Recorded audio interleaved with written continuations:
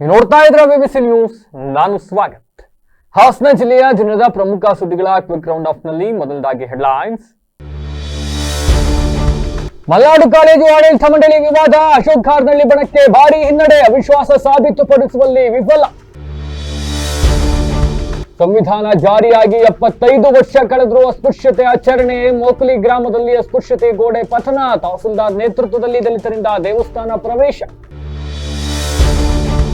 ರೈತ ಕಾರ್ಮಿಕ ಸಂಹಿತೆ ರದ್ದಾಗಲಿ, ಕಾರ್ಮಿಕ ಜನಪರ ಸಂಘಟನೆಗಳಿಂದ ಪ್ರತಿಭಟನೆ, ಅಂಚೆ ಕಚೇರಿಗೆ ಮುತ್ತಿಗೆ ಹಾಕಿ ಆಕ್ರೋಶ. ಮೂಲಭೂತ ಸೌಕರ್ಯಗಳ ಕೊರತೆ, ಸಮಾನ ಕೆಲಸಕ್ಕೆ ಸಮಾನ ವೇತನ ನೀಡುವಂತೆ ಹೊರಗುತ್ತಿಗೆ ನೌಕರರ ಆಕ್ರೋಶ, ಜಿಲ್ಲಾಧಿಕಾರಿ ಕಚೇರಿ ಎದುರು ಪ್ರತಿಭಟನೆ.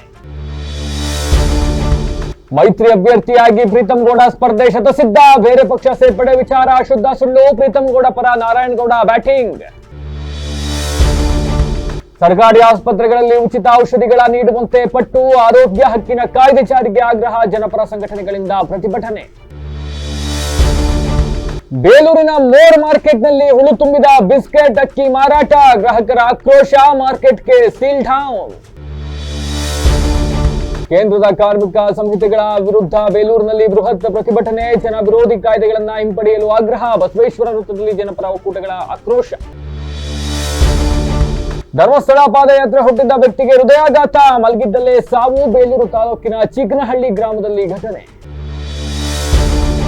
ಕಾರ್ಖಾನೆಯಿಂದ ಕೊಳಚೆ ನೀರು ಹರಿದು ಕೆರೆ ಹಾನಿ, ಹಸು ಸಾವು, ಘಟನೆ ಖಂಡಿಸಿ ನಾಗತಬಳ್ಳಿ ಗ್ರಾಮಸ್ಥರಿಂದ ಆಕ್ರೋಶ, ಪ್ರತಿಭಟನೆ.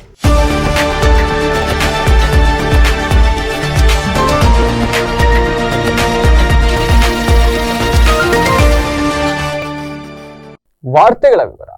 ಹಾಸನ ಜಿಲ್ಲೆಯ ಪ್ರತಿಷ್ಠಿತ ವಿದ್ಯಾಸಂಸ್ಥೆಗಳಲ್ಲಿ ಒಂದಾದಂತಹ ಮಲ್ನಾಡು ತಾಂತ್ರಿಕ ಶಿಕ್ಷಣ ಸಂಸ್ಥೆಯ ಆಡಳಿತ ಮಂಡಳಿ ಜಟಾಪಟಿ ಮುಗಿಯುವಂತೆ ಕಾಣ್ತಾ ಇಲ್ಲ.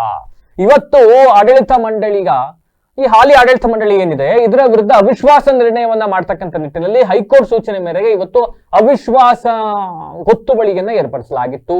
ಅಂತೆಯೇ ಇವತ್ತು ಮಧ್ಯಾಹ್ನ 12 ಗಂಟೆಗೆ ಸಭೆ ಆರಂಭವಾಯಿತು. ಅಶೋಕ್ ಖಾರ್ನಳ್ಳಿ ಅವರ ಬಣದಿಂದ 14 ಮಂದಿ ಹಾಗೂ ಹಾಲಿ ಅಧ್ಯಕ್ಷರಾಗಿರ್ತಕ್ಕಂಥ ಆರ್ ಟಿ ದೇವೇಗೌಡರ ಬಣದ ಪರವಾಗಿ 10 ಜನ ಮತವನ್ನ ಚಲಾವಣೆ ಮಾಡಿದ್ರು. ಈ ಮೂಲಕ ಹೈಕೋರ್ಟ್ ಒಂದು ಸೂಚನೆಯನ್ನ ಕೊಟ್ಟಿತ್ತು. 2/3 ಸಂಖ್ಯಾಬಲದ ಮಾನದಂಡದಂತೆ ಮತದಾನವನ್ನ ಮಾಡಬೇಕು ಅಂತ ಹೇಳಿದ್ರು. ಅಂತ ಅಂದ್ರೆ 2/3 ಮೆಜಾರಿಟಿ ಅಂತ ಅಂದ್ರೆ ಒಟ್ಟು 24 ಜನ ನಿರ್ದೇಶಕರಿದ್ರೆ ಅದರಲ್ಲಿ 2/3 ಅಂತ ಅಂದ್ರೆ 16 ಜನ ನಿರ್ದೇಶಕರು ಅವಿಶ್ವಾಸಕ್ಕೆ ತಮ್ಮ ಬಹುಮತವನ್ನ ಸೂಚಿಸಬೇಕಾಗತ್ತೆ. ಆದ್ರೆ 14 ಮಂದಿ ಮಾತ್ರ ಬಹುಮತವನ್ನ ಸೂಚಿಸಿರ್ತಕ್ಕಂಥದ್ದು. ಹೀಗಾಗಿ ಅಶೋಕ್ ಖಾರ್ನಳ್ಳಿ ಅವರ ಬಣ ಅವಿಶ್ವಾಸವನ್ನ ಮಂಡಿಸುವಲ್ಲಿ, ಹಾಲಿ ಆಡಳಿತ ಮಂಡಳಿಯ ವಿರುದ್ಧ ಅವಿಶ್ವಾಸವನ್ನ ಮಂಡಿಸುವಲ್ಲಿ ಮತ್ತೊಮ್ಮೆ ವಿಫಲವಾಗಿರ್ತಕ್ಕಂಥದ್ದು. ಈ ಹಿಂದೆ ಒಮ್ಮೆ ಅವಿಶ್ವಾಸವನ್ನ ಮಂಡಿಸಿದ್ದೀವಿ ಅಂತ ಹೇಳಿ ಪ್ರತ್ಯೇಕ ಅವ್ರದೇ ಆದಂತ ಒಂದು ರೆಸಲ್ಯೂಷನ್ ಬರ್ಕೊಂಡು ಸಾಕಷ್ಟು ವಿವಾದಗಳು ಸೃಷ್ಟಿಯಾಗಿ ಕೋರ್ಟ್ ಮೆಟ್ಟಿಲೇರಿ ಸುಮಾರು 6ಕ್ಕೂ ಹೆಚ್ಚು ಪ್ರಕರಣಗಳನ್ನ ಆಡಳಿತ ಮಂಡಳಿಯ ಮೇಲೆ ದಾವೆಯನ್ನ ಹೂಡಿ ಅವೆಲ್ಲವೂ ಕೂಡ ಈಗ ಸದ್ಯಕ್ಕೆ ಇತ್ಯರ್ಥ ಆಗಿರ್ತಕ್ಕಂಥದ್ದು. ಇದರ ನಡುವೆ ಹಾಸನದ ಜಿಲ್ಲಾ ನ್ಯಾಯಾಲಯ ಕೊಟ್ಟಿರ್ತಕ್ಕಂಥ ಮಧ್ಯಂತರ ಆದೇಶ, ಹಾಲಿ ಆಡಳಿತ ಮಂಡಳಿಗೆ ಯಾವುದೇ ಕಾರಣಕ್ಕೂ ಕೂಡ ಅಡ್ಡಿ ಮಾಡಬಾರದು ಅಂತ ಕೊಟ್ಟಿರ್ತಕ್ಕಂಥ ಮಧ್ಯಂತರ ಆದೇಶವನ್ನ ಪ್ರಶ್ನಿಸಿ ಹೈಕೋರ್ಟ್ಗೆ ಮೇಲ್ಮನವಿಯನ್ನು ಸಲ್ಲಿಸಿದ್ರು. ಹೈಕೋರ್ಟ್ ನಲ್ಲಿ ಇದಕ್ಕೆ ತಡೆಯಾಜ್ಞೆಯನ್ನು ನೀಡಬೇಕು ಅಂತ ಕೋರ್ಕೊಂಡಿದ್ರು. ಹೈಕೋರ್ಟ್ 1 ವರ್ಷ ಪೂರ್ಣಗೊಂಡಿರ್ತಕ್ಕಂಥ ಹಿನ್ನೆಲೆಯಲ್ಲಿ ಅವಿಶ್ವಾಸ ನಿರ್ಣಯವನ್ನ ಕೈಗೊಳ್ಳುವಂತೆ, ಫ್ರೆಶ್ ಆಗಿ ಕೈಗೊಳ್ಳಿ, 2/3 ಮೆಜಾರಿಟಿಯಲ್ಲಿ ಅದನ್ನ ಮಾಡುವಂತೆ ಕೋರಿತ್ತು. ಅಂತೆಯೇ ಇವತ್ತು ಆ ಪ್ರಕ್ರಿಯೆ ನಡೀತು.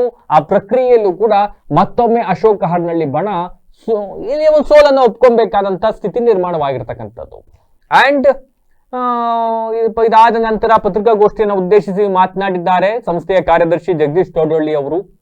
ಈಗಾಗಲೇ ಕೋರ್ಟ್ ಆದೇಶದಂತೆ ಇವತ್ತು ಅವಿಶ್ವಾಸ ನಿರ್ಣಯ ಸಭೆಯನ್ನ ಏರ್ಪಡಿಸಲಾಗಿತ್ತು. ಅವರ ಪರವಾಗಿ 14 ಜನ, ನಮ್ಮ ಪರವಾಗಿ 10 ಜನ ಮತವನ್ನ ಚಲಾವಣೆ ಮಾಡಿದ್ದಾರೆ. ಅವಿಶ್ವಾಸ ಗೊತ್ತುವಳಿ ಮಾಡಬೇಕು ಅಂತ ಅಂದ್ರೆ 2/3 ಅಂತ ಅಂದ್ರೆ 16 ಜನ ಬೇಕಾಗಿತ್ತು. ಆದ್ರೆ ಅವರು ಇದರಲ್ಲಿ ವಿಫಲರಾಗಿದ್ದಾರೆ. ಅಂಡ್ ಕೋರ್ಟ್ಗೆ 16ನೇ ತಾರೀಕು ಇದನ್ನ ಸಬ್ಮಿಟ್ ಮಾಡಲಾಗುತ್ತೆ. ಕೋರ್ಟ್ ನಿಂದ ಒಬ್ರು ಅಬ್ಸರ್ವರ್ ಬಂದಿದ್ರು, ಸೀನಿಯರ್ ಕೌನ್ಸಿಲ್ ನಿಂದ ಓರ್ವ ವಕೀಲರನ್ನ ಕಳಿಸಿಕೊಡಲಾಗಿತ್ತು. ಅವರ ಸಮ್ಮುಖದಲ್ಲಿ ಇವೆಲ್ಲವೂ ಕೂಡ ಬೆಳವಣಿಗೆಗಳಾಗಿದ್ದಾವೆ. ಅವರ ಸಮ್ಮುಖದಲ್ಲೇ ಯಾರಿಗೆ ಮತ ಚಲಾವಣೆ ಮಾಡ್ತಾರೆ, ಕೈ ಎತ್ತುತ್ತಾರೆ ಅನ್ನೋದನ್ನ ನೋಟ್ ಮಾಡ್ಕೊಂಡ್ರು, ಎಲ್ಲವನ್ನ ವಿಡಿಯೋ ಚಿತ್ರೀಕರಣ ಮಾಡ್ಕೊಂಡ್ರು. ನಂತರ ಪುಸ್ತಕಕ್ಕೆ ಸಹಿ ಪಡೆದು ಈಗ ಬೆಂಗಳೂರಿಗೆ ಅದನ್ನ ತೆಗೆದುಕೊಂಡು ಹೋಗಿದ್ದಾರೆ. 16ನೇ ತಾರೀಕು ಸೋಮವಾರ ಕೋರ್ಟ್ಗೆ ಅದನ್ನ ಸಬ್ಮಿಟ್ ಮಾಡ್ತಾರೆ.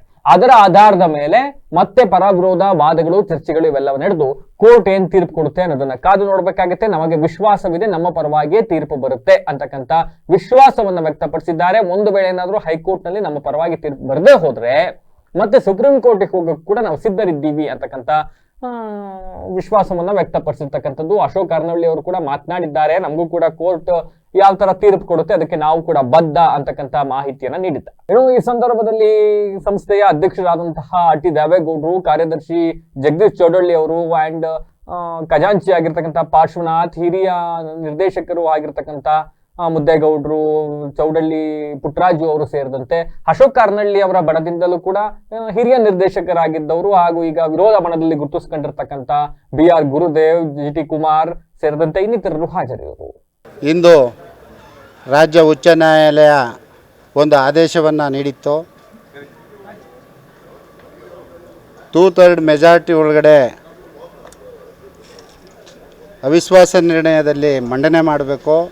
ದಿನಾಂಕ 4/2/26 ನಡೆದಂಥ ವಾದ ವಿವಾದದಲ್ಲಿ ಮಾನ್ಯ ಉಚ್ಚ ನ್ಯಾಯಾಲಯದ ನಮ್ಮ ಪರ ವಕೀಲರಾದಂಥ ನಾಗರಾಜ್ ಅವರು ವಾದನೆ ಮಂಡನೆ ಮಾಡಿದಾಗ ಅಲ್ಲಿಯ ನ್ಯಾಯಾಧೀಶರು ಮತ್ತು ಉಚ್ಚ ನ್ಯಾಯಾಲಯದ ಸೈಟೇಷನ್ಸು ಜಡ್ಜ್ಮೆಂಟು ಸುಪ್ರೀಂ ಕೋರ್ಟಿನ ಜಡ್ಜ್ಮೆಂಟ್ಗಳ ಆಧಾರದಲ್ಲಿ ತುಲನೆ ಮಾಡಿ ನೋಡಿ ಆ ಒಂದು ಸೈಟೇಷನ್ನು ಜಡ್ಜ್ಮೆಂಟ್ಗಳನ್ನ ಒಪ್ಕೊಂಡು 2/3 ಮೆಜಾರಿಟಿನಲ್ಲಿ ಮಾಡಿ ಅವರಿಗೆ 3 ಜನ ನೀವು ಕಾನೂನುಬದ್ಧವಾಗಿ ಮಾಡಿಲ್ಲ, ಅವ್ರು 3 ಜನನ ನಾವು ರಿಟರ್ನ್ ತಗೊಳ್ತೀವಿ, ಅದಕ್ಕೆ ನೀವು ಅವಕಾಶ ಮಾಡಿಕೊಡ್ಬೇಕು, ನಿಮಗೂ ಒಳ್ಳೆಯದಾಗುತ್ತೆ ಅವ್ರಿಗೂ ಒಳ್ಳೆಯದಾಗುತ್ತೆ ಅಂತೇಳಿ ಅವರು ಓಪನ್ ಕೋರ್ಟ್ನಲ್ಲಿ ಹೇಳಿದ್ದ ಪ್ರಯುಕ್ತ ನಾವು ಇಂದು ಒಪ್ಕೊಂಡು, ಕಾರಣ ಏನಂದರೆ 5 ಸೈಟೇಷನ್ನು ಜಡ್ಜ್ಮೆಂಟ್ಗಳಲ್ಲಿ 2 ವರ್ಷ ಅವಿಶ್ವಾಸ ನಿರ್ಣಯ ಮಂಡನೆ ಮಾಡೋಂಗಿಲ್ಲ. ಅದೇ ರೀತಿ 2/3 ಮೆಜಾರಿಟಿನ ತೋರಿಸ್ಬೇಕು ಅಂತಕ್ಕಂಥದ್ದಿತ್ತು. ಒಂದು ಜಡ್ಜ್ಮೆಂಟ್ನಲ್ಲಿ 1 ವರ್ಷ ಕಳೆಯೋವರೆಗೂ ಅವಿಶ್ವಾಸ ನಿರ್ಣಯ ಮಂಡನೆ ಮಾಡೋಂಗಿಲ್ಲ. 2/3 ಮೆಜಾರಿಟಿನಲ್ಲಿ ಅವರು ಇಳಿಸ್ಬೇಕಾಗತ್ತೆ. ಅಂದರೆ ಅವಿಶ್ವಾಸ ನಿರ್ಣಯ ಪಾಸಾಗಬೇಕು ಅಂದರೆ 16 ಜನದ ಅವಶ್ಯಕತೆ ಇರ್ತದೆ.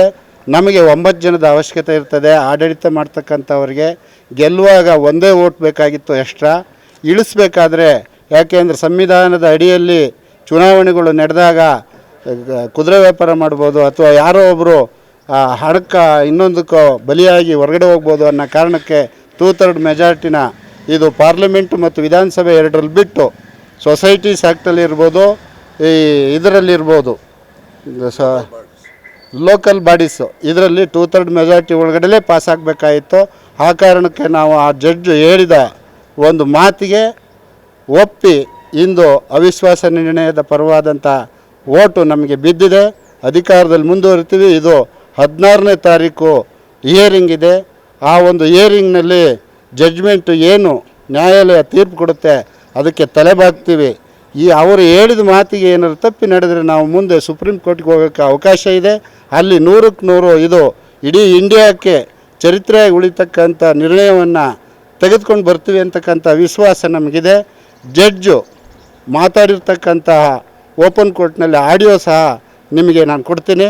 ಅದನ್ನು ನೀವು ಆಲಿಸಿ ಅವರು 2/3 ಮೆಜಾರಿಟಿನ ಸಂಪೂರ್ಣವಾಗಿ ನೀವು ಇರೋದರಿಂದ ನೀವೇ ಮುಂದುವರಿತೀರಾ, ತಲೆ ಕೆಡಿಸ್ಕೊಬೇಡಿ. ನೀವು 1 ವರ್ಷಕ್ಕೆ ಇರೋಂಥ ಅವಕಾಶನ ಯಾರೋ ಕೊಟ್ಟಿದ್ದ ಜಡ್ಜ್ಮೆಂಟ್ ನಾನೇ ಒಪ್ಕೊಳ್ಳಿ 2 ವರ್ಷಕ್ಕೆ, 1 ವರ್ಷಕ್ಕೆ ನಾನು ಆಜ್ಞಾಪಿಸ್ತಾ ಇದ್ದೀನಿ, ನೀವು ಹೋಗಿ ಅಂತೇಳಿ ನಮಗೆ ಕೊಟ್ಟ ಆದೇಶದ ಮೇಲೆ ಇಂದು ತಲೆಬಾಗಿದ್ದೀವಿ. ನಾವು ಅವಿಶ್ವಾಸ ನಿರ್ಣಯದ ಪರವಾಗಿ ಗೆದ್ದಿದ್ದೀವಿ ಅಂತಕ್ಕಂಥದ್ದು ನಮ್ಮ ಭಾವನೆ. ಆ ಒಂದು ನಿಟ್ಟಿನಲ್ಲಿ 16ನೇ ತಾರೀಕು ಕೋರ್ಟು ನಮ್ಮ ಲಾಯರು ವಾದ ಮಂಡನೆ ಮಾಡ್ತಾರೆ, ಅವ್ರ ಕಡೆಯವರು ವಾದ ಮಂಡನೆ ಮಾಡ್ತಾರೆ. ಅವರು ಏನು ನಿರ್ಣಯ ಕೊಡ್ತಾರೆ ಅದಕ್ಕೆ ತಲೆಬಾಗ್ತೀವಿ. ಒಬ್ಬರು ಅಬ್ಸರ್ವರ್ನ ನೇಮಿಸಿ ಇವತ್ತಿನ ದಿನ ಸಭೆ ಮಾಡಿ ಅಂತ ಹೇಳಿದ್ರು. ಅತ್ಯಂತ ಸೌಹಾರ್ದದ ವಾತಾವರಣದಲ್ಲಿ ಇವತ್ತಿನ ದಿನ ಸಭೆ ಮುಕ್ತಾಯ ಆಗಿದೆ. 24 ಜನದಲ್ಲಿ 10 ಜನ ಏನು ಅವಿಶ್ವಾಸದ ನಿರ್ಣಯದ ವಿರುದ್ಧ ಅಭಿಪ್ರಾಯವನ್ನು ಮಂಡಿಸಿದ್ರು. 14 ಜನ ಅವಿಶ್ವಾಸ ನಿರ್ಣಯದ ಪರವಾಗಿ ಅವರು ಅಭಿಪ್ರಾಯವನ್ನು ಮಟ್ಟು ಅದಕ್ಕೆ ಮತವನ್ನು ಚಲಾಯಿಸಿದ್ದಾರೆ. ಆ ದೃಷ್ಟಿಯಲ್ಲಿ ಆ ವರದಿಯನ್ನು ತಯಾರು ಮಾಡಿಕೊಂಡು ಅಬ್ಸರ್ವರು ನ್ಯಾಯಾಲಯಕ್ಕೆ ಕೊಡ್ತಾರೆ. ನ್ಯಾಯಾಲಯದ ಮುಂದೆ ಯಾವ ರೀತಿ ವಾದ ವಿವಾದಗಳಾಗುತ್ತೆ, ಮುಂದೆ ತೀರ್ಮಾನ ಆಗುತ್ತೆ ಅನ್ನೋದನ್ನು ಕಾದು ನೋಡಬೇಕು. ಒಂದ್ ಕಡೆ ನಾವೆಲ್ಲ ಅಮೃತ ಮಹೋತ್ಸವವನ್ನು ಆಚರಿಸಿದ್ವಿ, ಸ್ವತಂತ್ರೋತ್ಸವ ಬಂದು. ಮತ್ತೊಂದು ಕಡೆ ಸಂವಿಧಾನ 75 ವರ್ಷ ಆಯ್ತು ಅಂತ ಬಹಳ ಸಂತಸ ಪಟ್ವಿ. ಇವೆಲ್ಲದ ನಡುವೆಯೂ ಕೂಡ ಅಸ್ಪೃಶ್ಯತೆ ಆಚರಣೆ ಅಂತಕ್ಕಂಥದ್ದು ಇನ್ನೂ ಜೀವಂತವಾಗಿದ್ದ ಅನ್ನೋದಕ್ಕೆ ಒಂದು ಸಾಕ್ಷೀಕರಿಸುವಂತ ಸುದ್ದಿ ಇದು. ಅರ್ಕಲಗೂಡು ತಾಲೂಕಿನ ಮೋಕಲಿ ಗ್ರಾಮದಲ್ಲಿ ಇನ್ನೂ ಕೂಡ ಅಸ್ಪೃಶ್ಯತೆ ಆಚರಣೆ ಜೀವಂತವಾಗಿ ಇರ್ತಕ್ಕಂಥ ಹಿನ್ನೆಲೆಯಲ್ಲಿ ದಲಿತ ಸಮುದಾಯದವರಿಗೆ ಗ್ರಾಮದ ದೇವಾಲಯಕ್ಕೆ ಪ್ರವೇಶವಿರಲಿಲ್ಲ. ಎಚ್ಚೆತ್ತ ತಹಸೀಲ್ದಾರ್ ಸೇರಿದಂತೆ ಹಲವು ಅಧಿಕಾರಿಗಳು ಇವತ್ತು ಗ್ರಾಮಕ್ಕೆ ಭೇಟಿಯನ್ನ ನೀಡಿ ದಲಿತರು ಹಾಗೂ ಸವರ್ಣೀಯರೊಂದಿಗೆ ಸಭೆಯನ್ನ ನಡೆಸಿ ದಲಿತರಿಂದ ದೇವಸ್ಥಾನ ಪ್ರವೇಶ ಮಾಡಿಸೋದ್ರಲ್ಲಿ ಯಶಸ್ವಿಯಾಗಿದ್ದಾರೆ. ಅಧಿಕಾರಿಗಳು ಬಂದ್ರು, ದೇವಸ್ಥಾನ ಪ್ರವೇಶ ಮಾಡಿಸೋದ್ರಲ್ಲಿ ಯಶಸ್ವಿ ಆದ್ರೂ ಇವೆಲ್ಲ ಪಾರ್ಟ್ 2. ಆದ್ರೆ ಇನ್ನೂ ಕೂಡ ಇಷ್ಟೆಲ್ಲ ನಾವು ಮುಂದುವರೆದು ಬಂದು ಇಷ್ಟೆಲ್ಲ ಜಗತ್ತು ಮುಂಚೂಣಿಯಲ್ಲಿ ಇದ್ರೂ ಕೂಡ ಇನ್ನೂ ಈ ಅಸ್ಪೃಶ್ಯತೆ ಆಚರಣೆ ಅನ್ನೋದು ಜೀವಂತವಾಗಿದೆ, ಅದನ್ನ ಜೀವಂತವಾಗಿ ಸಾಗಿಸ್ತಾ ಇದ್ದಾರಲ್ಲ ಅನ್ನೋದೇ ಇಲ್ಲಿ ವಿಪರ್ಯಾಸ ಅಂತ ನಾವೆಲ್ಲ ಭಾವಿಸ್ಬೇಕರಪ್ಪ. ಇನ್ನು ಮೊಕ್ಲಿ ಗ್ರಾಮದ ಅರ್ಕಲಗೂಡು ಪಟ್ಟಣದಿಂದ ಕೇವಲ 3 ಕಿಲೋಮೀಟರ್ ದೂರದಲ್ಲಿ ಇದೆಯಂತೆ ಇದು. ಇತ್ತೀಚೆಗೆ ಸವರ್ಣೀಯರು ಸೇರಿ ನೂತನ ಆಂಜನೇಯ ಸ್ವಾಮಿ ದೇವಸ್ಥಾನವನ್ನ ನಿರ್ಮಾಣ ಮಾಡಿ ಲೋಕಾರ್ಪಣೆಗೊಳಿಸಿದ್ರಂತೆ. ಈ ಸಮಾರಂಭಕ್ಕೆ ದಲಿತರು ಯಾರನ್ನು ಆಹ್ವಾನ ಮಾಡಿರ್ಲಿಲ್ವಂತೆ. ಅಂಡ್ ಅದೇನೋ ಉದ್ಘಾಟನೆ ಸಮಾರಂಭಕ್ಕೆ ಹೋಗ್ತಕ್ಕಂಥದ್ದು ತೇರೋ ಮತ್ತೊಂದು ಎಂಥದ್ದು ಹೋಗುತ್ತಲ್ಲ, ಅವೆಲ್ಲವೂ ಕೂಡ ಅವ್ರ ಕಾಲಿನಲ್ಲಿ ತಗೊಂಡು ಹೋಗಬಾರ್ದು ಅಂತ ಏನೋ ಆಜ್ಞೆ ಎಲ್ಲಾನು ಮಾಡಿದ್ರಂತೆ. ಅಂಡ್ ದೇವಸ್ಥಾನ ಓಪನ್ ಆಗ್ತಾ ಇದೆ, ಶುಭ ಕಾರ್ಯದಲ್ಲಿ ಅಡ್ಡಿಪಡಿಸಬಾರ್ದು ಅಂತ ಹೇಳಿ ಒಂದಿಷ್ಟು ಸೌಹಾರ್ದತೆಯಿಂದ ನಡ್ಕೊಂಡು ಹೋಗೋಣ ಅಂತ ಹೇಳಿ ಗ್ರಾಮಸ್ಥರು ಸುಮ್ಮನಾಗಿದ್ರಂತೆ. ಈಗೆಲ್ಲವೂ ಸಮಾರಂಭ ಮುಗಿದ ಮೇಲೆ ಇವತ್ತು ದೇವಾಲಯ ಪ್ರವೇಶ ಮಾಡ್ತಕ್ಕಂಥ ಹಿನ್ನೆಲೆಯಲ್ಲಿ ತಹಸೀಲ್ದಾರ್ ಸೌಮ್ಯ, ಪೊಲೀಸ್ ಉಪ ನಿರೀಕ್ಷಕರಾದ ಕಾವ್ಯ ಅವರ ನೇತೃತ್ವದಲ್ಲಿ ಇವತ್ತು ಎಲ್ಲರೂ ಕೂಡ ದೇವಾಲಯವನ್ನ ಪ್ರವೇಶ ಮಾಡಿದ್ದಾರೆ. ಗ್ರಾಮದಲ್ಲಿ 80ಕ್ಕೂ ಹೆಚ್ಚು ದಲಿತ ಕುಟುಂಬಗಳು, 70 ಸವರ್ಣೀಯ ಕುಟುಂಬಗಳಿದ್ದಾವೆ. ಇವರೇ ಜಾಸ್ತಿ ಇದ್ದಾರೆ. ಆದ್ರೂ ಕೂಡ ಈ ತರ ಗ್ರಾಮದಲ್ಲಿ ಆಂಜನೇಯ ಸ್ವಾಮಿ ದೇವಸ್ಥಾನ ಅಲ್ಲಿ ಪ್ರವೇಶ ಇವೆಲ್ಲವೂ ಕೂಡ ಆಗಿದೆ. ಆಯ್ತು, ಇವತ್ತು ಅಧಿಕಾರಿಗಳ ನೇತೃತ್ವದಲ್ಲಿ ಆಗಿದೆ, ಎಲ್ಲವೂ ಸುಖಾಂತ್ಯ ಕಂಡಿದೆ. ಬಟ್ ಇದು ನಿಜವಾಗಿ ನಮ್ಮ ಪ್ರಕಾರ ಇದು ಕೇವಲ ನಮಗೊಂದು ಸುದ್ದಿ ಅಂತ ಅನಿಸಬಹುದು. ಬಟ್ ಸ್ಟಿಲ್ ಇವತ್ತಿನ ದಿನಕ್ಕೂ ಇವೆಲ್ಲವೂ ಆಚರಣೆ ಆಗ್ತಾ ಇದ್ದಾವೆ. ಇವತ್ತಿನ ದಿವಸಕ್ಕೂ ಅಸ್ಪೃಶ್ಯತೆ ಅನ್ನೋದು ಜೀವಂತವಾಗಿದ್ದೆ ಅನ್ನೋದಕ್ಕೆ ಇವೆಲ್ಲ ಒಂದು ಲೈವ್ ಎಕ್ಸಾಂಪಲ್ಗಳು. ಇಲ್ಲಿಗೆ ಸ್ಟಾಪ್ ಆಗಬೇಕು. ಕೇವಲ ನೀವೆಲ್ಲ ಕೂರ್ಸ್ಕೊಂಡು ರಾಜ್ಯ ಪಂಚಾಯತಿ ಮಾಡಿದೀನಿ ಇಲ್ಲಿ ಮುಗಿಸ್ಬಿಟ್ರೆ ಮುಗಿಯೋದಿಲ್ಲ. ಇದು ಬದಲಾಗಿ ಯಾರಿವೆಲ್ಲನೂ ಮಾಡಿದಾರೆ 4 ಜನಕ್ಕೆ ಒಂದು ಕಠಿಣ ಶಿಕ್ಷೆ ಆಗಬೇಕು. ಅಟ್ರಾಸಿಟಿ ಕೇಸ್ ಹಾಕಿ ಕಠಿಣ ಶಿಕ್ಷೆ ಆದಾಗ ಮತ್ತೊಂದು ಗ್ರಾಮದಲ್ಲಿ ಮತ್ತೊಂದು ಕಡೆ ಈ ತರದ ಕನಿಷ್ಠ, ನಿರ್ದಿಷ್ಟ, ನಿಷ್ಕೃಷ್ಟ ಆಚರಣೆಗಳು ಆಗಬಾರ್ದು, ಆಗೋದಿಲ್ಲ. ಕೆಲವು ಫೋಟೋಗಳು ಹಾಕಿದ್ರು, ಆಯ್ತು ಅದೊಂದು. ಮತ್ತೆ ಬಂಟಿಸ್ ಕಿತಾಕಿರೋ ಅಂತ ಹೇಳಿದ್ರಲ್ಲ ಮೇಡಮ್, ಅದು ಬ್ಯಾನರ್ ಕಟ್ಬೇಕಾರೆ ಕಿರೋದು ಅಂತ. ಹಂಗಾರು ವಿತ್ ರೆಸ್ಪೆಕ್ಟ್ ನಮ್ಗೆ ಹೇಳ್ಬೇಕಿತ್ತು, ನಾವು ಬಿಚ್ಕೊಳ್ಳೋಣ ಮೇಡಮ್, ಅವ್ರು ಕಟ್ಟಿರೋದು ಬೇಡ ಅಂತ ಯಾವತ್ತೂ ಹೇಳಿಲ್ಲ. ನಾವೇ ಬಿಚ್ಕೊಳ್ಳೋ. ಈಗ ಅಂಬೇಡ್ಕರ್ ಫ್ಲಾಗ್ ಇತ್ತು, ಅವನಿಗೆ ಕಿತಾಕಿದ್ದಾರೆ. ಅವ್ನು ನಾವು ಹೇಳ್ಬೋಯ್ತು, ಒಂದು ಮ್ಯಾಚ್ ಬಿಚ್ಕೊಳ್ಳೋದು ನಾವು ಬಿಚ್ಕೊತಿದ್ವಿ ನಾವೇ. ಅದೊಂದು ಹೇಳಿಲ್ಲ. ಮತ್ತೆ ನಮ್ಮ ನೀನ್ ಹೇಳು, ನಾನು ಹೇಳಿದ್ನಲ್ಲ ಮೇಡಮ್, ನಾನ್ ಬ್ರೀಫ್ ಆಗಿ ಹೇಳಿದ್ದೀನಿ, ನೀನ್ ಸಂಕ್ಷಿಪ್ತವಾಗಿ ನಿಂದೇನಿದೆ ನೀನ್ ಹೇಳಪ್ಪ. ಇಲ್ಲಿ ದೇವಸ್ಥಾನ ಮಾಡ್ತಾ ಇದ್ದೆ. ದೇವಸ್ಥಾನ ಮಾಡ್ಬೇಕಾದ್ರೆ ನಾನೊಂದು 2 ಜನಕ್ಕೆ ಹೇಳಿದೆ, ನೀವು ದೇವಸ್ಥಾನ ಮಾಡ್ತೀರ, ನಮ್ಮೊಂದು ಸ್ವಲ್ಪ ಎಷ್ಟಾರ ಕೇಳಿ, ಒಂದು ಸ್ವಲ್ಪ ನಾವು ಕೈಲಾದಷ್ಟು ಕೊಡ್ತೀವಿ, ನಾವು ಇಷ್ಟ ಕೊಡ್ತೀವಿ ಅಂತ ಹೇಳಿಲ್ಲ. ಅಂತವ ಚಂದ್ರ ಅಂತ ಇದ್ದಾರೆ, ಇಲ್ಲಿ ಗಾರೆ ಕೆಲಸ ಮಾಡ್ತಾರೆ, ಬಂದಿಲ್ವೇನಪ್ಪ ಹೇಳಿದೆ. ನೀವು ಮನೆಗೆ ಹೋಗಿ ಕರೆಯೋದು ಬೇಡ, ಬೇಕಾದ್ರೆ ಫೋನ್ ಮಾಡಿ ಒಂದು 4 ಜನ ಬುದ್ಧಿವಂತರಿಗೆ ನಾವು ಸೇರ್ಕೊತೀವಿ ಅಂತ ಹೇಳ್ದು. ಅವ್ರು ಎಷ್ಟು ಸರಿ ಆದ್ರೂ ಏನು ಹೇಳಲಿಲ್ಲ ನಮಗೆ. ಹೇಳಿಲ್ಲ ಅಂತ ಬೇಕಾದ್ರೆ ಚಂದ್ರ ಅವ್ರು ಕರೀ ಹೇಳಿದ್ದೀನಿ ನಾನು. ಅದಕ್ಕೆ ನಾವೇನು ಗೊತ್ತಾಯ್ತು, ನಮ್ಮ ಯಾಕೆ ಬಿಟ್ಟು ಮಾಡಿದ್ರೆ ನಮ್ಮೂರು ನಮಗೇನು ದೇವ್ರು ಇಲ್ವಾ? ನಿಮಗೆ ಮಾತ್ರ ದೇವ್ರು ಇದೆಯಾ? ಆಮೇಲೆ ಮೇಡಮ್ ಹಿಂದೆ ಇಲ್ಲಿ ಒಂದು ಅಡ್ಡೆಲ್ಲ ಒಂದ್ಸರು ಅಡ್ಡೆ ಅಂದ್ರೆ ಹುಡುಗರುಗಳು ಒಂದ್ ಸ್ವಲ್ಪ ಅವತ್ತು ಬೋದಿದ್ದು ಭಯಂಕರ ಬೋದರು ಮೇಡಮ್. ಅದನ್ನ ನಾವೇನು ಅದ್ರ ಬಗ್ಗೆ ನಾವು ಕೇಳಿಬೇಕಾರೆ ಅವ್ರ ಬಗ್ಗೆ ನಾನು ನಮ್ಮೂರಿಗೆ ಹೇಳಿದಿಷ್ಟೇ. ಇಷ್ಟು ಹೇಳ್ಬಿಟ್ಟು ನಾವು ಅವತ್ತ ನಿಮ್ಮ ಇದರಲ್ಲೇ ನಾವು ಅವತ್ತು ಇವರು ಕೂಡ ಕೇಳಿದಾಗ ಬನ್ರಪ್ಪ ಬೆಳಗ್ಗೆ ರಾಮನಾಪುರ ಹೋಗ್ತಾ ಇದ್ದೀವಿ, ಬನ್ನಿ ಬೆಳಗ್ಗೆ 6 ಗಂಟೆ ಹೋಗೋಣ, ನಾವು ಕರೆಯಕ್ಕೆ ಬರೋಕ್ಕಾಗಲ್ಲ, ಬನ್ನಿ ಹೋಗೋಣ ಅಂತ ಒಂದು ಮಾತು ಹೇಳಿದೆ ಮೇಡಮ್. ಇಷ್ಟು ಬಿಟ್ರೆ ನಮಗೆ ಇವ್ರ ಬಗ್ಗೆ ಒಂದು ಹೇಳ್ದೇ ಇರೋದೊಂದು ಬೇಕಾದ್ರೆ ಅದು ಒಪ್ಕೊಂತೀನಿ, ಇಲ್ಲ ಅಂತ ಹೇಳಲ್ಲ. ಬಟ್ ನಾವು ಇನ್ನು ಬೇರೆ ಥರದಲ್ಲಿ ಯಾವ ರೀತಿಲೂ ಇವ್ರನ್ನ ಆ ಥರ ನೋಡಿಲ್ಲ ಮೇಡಮ್. ಮತ್ತು ದೇವಸ್ಥಾನ ಪೂಜೆ ಕೂಡ ನಾವೇ ಆಗಲಿ ನಮ್ಮೂರವ್ರು ಯಾರೇ ಆಗಲಿ ಅವ್ರನ್ನ ಯಾಕೆ ಪೂಜೆ ಮಾಡಿಸ್ಬೇಕು ಅಂತ ಯಾರ ಬೈಲೂ ಬಂದಿಲ್ಲ. ಬಟ್ ಅವ್ರ ಪೂಜೆಗೆ ಬಂದರೆ ಯಾಕೆ ಕೂಡಬೇಕು ಅಂತಲೂ ಬಂದಿಲ್ಲ. ಯಾರು ಬೇಕಾದ್ರೂ ಪೂಜೆ ಮಾಡಿಸ್ತಾರೆ. ಕೇಂದ್ರ ಸರ್ಕಾರದ ರೈತ ಹಾಗೂ ಕಾರ್ಮಿಕ ವಿರೋಧಿ ನೀತಿಗಳನ್ನ ಖಂಡಿಸಿ ದೇಶವ್ಯಾಪಿ ಕರೆ ನೀಡಿರ್ತಕ್ಕಂಥ ಅಖಿಲ ಭಾರತ ಸಾರ್ವತ್ರಿಕ ಮುಷ್ಕರದ ಅಂಗವಾಗಿ ವಿವಿಧ ಕಾರ್ಮಿಕ ಹಾಗೂ ಜನಪರ ಸಂಘಟನೆಗಳ ನೇತೃತ್ವದಲ್ಲಿ ಗುರುವಾರ ಹಾಸನ ನಗರದಲ್ಲೂ ಕೂಡ ಪ್ರತಿಭಟನೆ ನಡೆಸಲಾಯಿತು. ನಗರದ ಹೇಮಾವತಿ ಪ್ರತಿಮೆ ಎದುರು ಆರಂಭವಾದ ಪ್ರತಿಭಟನಾ ಮೆರವಣಿಗೆ ಮಹಾವೀರ ವೃತ್ತ, ಕಸ್ತೂರ್ಬಾ ರಸ್ತೆ, ಎನ್ಆರ್ ವೃತ್ತ, ಸಿಟಿ ಬಸ್ ನಿಲ್ದಾಣ ರಸ್ತೆ ಮೂಲಕ ಸಾಕ್ತು. ಮೆರವಣಿಗೆ ವೇಳೆ ಕೇಂದ್ರ ಸರ್ಕಾರದ ವಿರುದ್ಧ ಘೋಷಣೆಗಳನ್ನು ಕೂಗಲಾಯಿತು. ನಗರದ ಪ್ರಧಾನ ಅಂಚೆ ಕಚೇರಿ ಎದುರು ಕೆಲ ಕಾಲ ಧರಣಿಯನ್ನು ನಡೆಸಿ ನೂರಾರು ಪ್ರತಿಭಟನಾಕಾರರು ರೈತ ಕಾರ್ಮಿಕ ವಿರೋಧಿ ಸಂಹಿತೆ ರದ್ದಾಗಲಿ ಅಂತ ಘೋಷಣೆಗಳನ್ನ ಕೂಗಿದ್ರು. ಪೋಸ್ಟ್ ಆಫೀಸ್ ಮುಂದೆ ಯಾಕೆ ಕೂಗಿದ್ರು ಅಂದ್ರೆ ಅದು ಕೇಂದ್ರ ಸರ್ಕಾರದ ಅಡಿಯಲ್ಲಿ ಇರ್ತಕ್ಕಂಥದ್ದು ಅನ್ನೋ ಕಾರಣಕ್ಕೆ ಸೆಂಟ್ರಲ್ ಗೌರ್ಮೆಂಟ್ ಆಫೀಸು ಅಂತ ಅಲ್ಲಿ ಮಾಡಿದ್ದಾರೆ. ಬಳಿಕ ಕಚೇರಿಗೆ ಮುತ್ತಿಗೆಯನ್ನು ಹಾಕಿದ್ದಾರೆ. ಈ ವೇಳೆ ಮಾತನಾಡಿರ್ತಕ್ಕಂಥ ಮುಖಂಡರು ಕೇಂದ್ರ ಸರ್ಕಾರ ಜಾರಿಗೆ ತಂದಿರತಕ್ಕಂಥ ಹೊಸ ಕಾರ್ಮಿಕ ಕಾನೂನುಗಳು ಕಾರ್ಮಿಕ ಹಕ್ಕುಗಳನ್ನ ಹಿಂಸಿಸ್ತಾ ಇದ್ದಾವೆ ಅಂತ ಆರೋಪಿಸಿದ್ರು. ಜೊತೆಗೆ ರೈತ ಪರ ಯೋಜನೆಗಳು ಸಮರ್ಪಕವಾಗಿ ಜಾರಿ ಆಗ್ತಾ ಇಲ್ಲ ಅಂತ ದೂರಿದ್ರು. ಬೆಲೆ ಏರಿಕೆಯನ್ನು ನಿಯಂತ್ರಿಸಬೇಕು, ಕನಿಷ್ಠ ವೇತನವನ್ನು ಹೆಚ್ಚಿಸಬೇಕು, ಸಾರ್ವಜನಿಕ ವಲಯ ಸಂಸ್ಥೆಗಳ ಖಾಸಗೀಕರಣವನ್ನು ನಿಲ್ಲಿಸಬೇಕು ಅನ್ನೋದು ಸೇರಿದಂತೆ ವಿವಿಧ ಬೇಡಿಕೆಗಳನ್ನ ಈಡೇರಿಸುವಂತೆ ಒತ್ತಾಯಿಸಿದ್ರು. ಇನ್ನು ಮುಷ್ಕರದಲ್ಲಿ ಸಿಐಟಿಯು ಜಿಲ್ಲಾ ಘಟಕದ ಅಧ್ಯಕ್ಷ ಧರ್ಮೇಶ್, ಪ್ರಧಾನ ಕಾರ್ಯದರ್ಶಿ ಪುಷ್ಪಾ, ಸಿಐಟಿಯು ಜಿಲ್ಲಾ ಘಟಕದ ಅಧ್ಯಕ್ಷ MC ಡೋಂಗ್ರೆ, ಕರ್ನಾಟಕ ಪ್ರಾಂತ ರೈತ ಸಂಘದ ಜಿಲ್ಲಾ ಘಟಕದ ಅಧ್ಯಕ್ಷ ನವೀನ್ ಸೇರಿದಂತೆ ಇನ್ನಿತರರು ಹಾಜರಿದ್ದರು. ದೇಶವ್ಯಾಪಿ ಸಾರ್ವತ್ರಿಕ ಮುಷ್ಕರ ನಡೀತಾ ಇದೆ.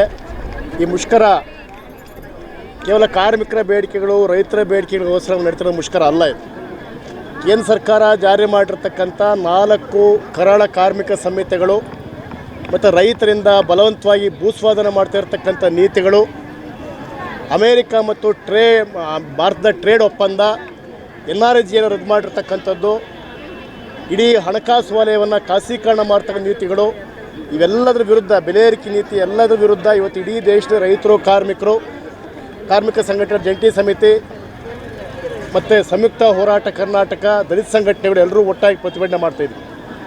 ಅಂದರೆ ಇವತ್ತು ಇಡೀ ದೇಶ ನಿರ್ಮಾಣ ಮಾಡ್ತಕ್ಕಂಥ, ದೇಶಕ್ಕೆ ಸಂಪತ್ತು ಸೃಷ್ಟಿ ಮಾಡ್ತಕ್ಕಂಥ ಕಾರ್ಮಿಕರು ಮತ್ತು ರೈತರ, ಕೂಲಿಕಾರರ ಎಲ್ಲ ಹಕ್ಕುಗಳನ್ನ ಸರ್ಕಾರ ಇವತ್ತು ಸಂಪೂರ್ಣವಾಗಿ ಇಲ್ದಂಗಾಗಿದೆ.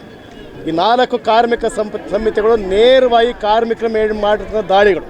ಇನ್ನು ಮುಂದೆ ಕಾರ್ಮಿಕ ಇಲಾಖೆಗೆ ಯಾವ ಅಧಿಕಾರವೂ ಇರೋದಿಲ್ಲ. ಕಾರ್ಮಿಕರಿಗೆ ಅನ್ಯಾಯ ಆದಾಗ ಕಾರ್ಮಿಕರು ದೂರು ಕೊಡ್ತಕ್ಕಂಥ ಯಾವ ಇಲಾಖೆಯೂ ಕೂಡ ಇರೋದಿಲ್ಲ. ಜೊತೆಗೆ ಮಾಲೀಕರಿಗೆ ಈಸ್ ಆಫ್ ಡೂಯಿಂಗ್ ಅನ್ನೋ ಬಿಸ್ನೆಸ್ ಅನ್ನೋ ಹೆಸರಿನಲ್ಲಿ, ವ್ಯಾಪಾರದ ಸುಗಮೀಕರಣ ಅನ್ನೋ ಹೆಸರಿನಲ್ಲಿ ಎಲ್ಲ ರಿಯಾಯಿತಿಗಳನ್ನ ಕೊಡಲಾಗಿದೆ. ಆದರೆ ಕಾರ್ಮಿಕ ಸಂಘಟನೆಗಳ ಮೇಲೆ ನಿಯಂತ್ರಣ ಹೇರಲಾಗಿದೆ. ಕಾರ್ಮಿಕರು ಸಂಘಟನೆ ಕಟ್ಟಲಿಕ್ಕೆ ನಿಯಂತ್ರಣ ಇದೆ, ಕಾರ್ಮಿಕರು ಮುಷ್ಕರ ಮಾಡಲಿಕ್ಕೆ ನಿಯಂತ್ರಣ ಇದೆ, ಕಾರ್ಮಿಕರು ಕನಿಷ್ಠ ವೇತನ ನಿಗದಿ ಮಾಡ್ತಕ್ಕಂಥ ಅವಕಾಶಗಳಿಲ್ಲ. ಇಡೀ ಅಖಿಲ ಭಾರತ ಮಟ್ಟದಲ್ಲಿ ಕೇಂದ್ರ ಸರ್ಕಾರ 178 ರೂಪಾಯಿ ಅನ್ನುವಂಥ ಒಂದು ನೆಲಮಟ್ಟ ವೇತನ ಮಾತ್ರ ನಿಗದಿ ಮಾಡುತ್ತೆ. ರಾಜ್ಯ ಸರ್ಕಾರಗಳು ಕನಿಷ್ಠ ವೇತನ ನಿಗದಿ ಮಾಡ್ತಕ್ಕಂಥ ಅಧಿಕಾರನ ಕಿತ್ಕೊಳ್ಳುತ್ತೆ. 300 ಕಾರ್ಮಿಕರು ಇರೋರು ಇರ್ತಕ್ಕಂಥ ಫ್ಯಾಕ್ಟ್ರಿನೂ ಕೂಡ ಯಾವುದೇ ಅನುಮತಿ ಇಲ್ಲದೆ ಆ ಫ್ಯಾಕ್ಟ್ರಿ ಮುಚ್ಚತಕ್ಕಂಥ ಅವಕಾಶವನ್ನು ಸರ್ಕಾರಕ್ಕೆ ಮಾಲೀಕರಿಗೆ ಕೊಟ್ಟಿದೆ. ಇದೇನು ತೋರಿಸುತ್ತೆ, ನೇರವಾಗಿ ಕಾರ್ಮಿಕರು ಗುಲಾಮರಾಗ್ತಕ್ಕಂಥದ್ದು. ಅದೇ ರೀತಿ ಇನ್ನು ಕಾಯಂ ಉದ್ಯೋಗ ಇರೋದಿಲ್ಲ, ಫಿಕ್ಸ್ಡ್ ಟರ್ಮ್ ಎಂಪ್ಲಾಯ್ಮೆಂಟ್ ಅನ್ನೋ ಹೆಸರಿನಲ್ಲಿ ಕಾಯಂ ಉದ್ಯೋಗಗಳನ್ನ ರದ್ದು ಮಾಡಿ ಇರ್ತಕ್ಕಂಥ ಎಲ್ಲ ಇಲಾಖೆಗಳಲ್ಲಿ 5 ವರ್ಷಕ್ಕೆ 3 ವರ್ಷಕ್ಕೆ ಆಗ್ತಕ್ಕಂಥ ನಿಗದಿ ಮಾಡ್ತಕ್ಕಂಥ ಉದ್ಯೋಗಗಳು ಬರ್ತಾ ಇದೆ. ರಾಜ್ಯ ಸರ್ಕಾರಿ ಕಾಯಂೇತರ ನೌಕರರ ಒಕ್ಕೂಟ ಹಾಗೂ ಸಿಐಟಿಯು ವತಿಯಿಂದ ವಿವಿಧ ಬೇಡಿಕೆಗಳ ಈಡೇರಿಕೆಗೆ ಒತ್ತಾಯಿಸಿ ಪ್ರತಿಭಟನೆಯನ್ನು ನಡೆಸಲಾಯಿತು.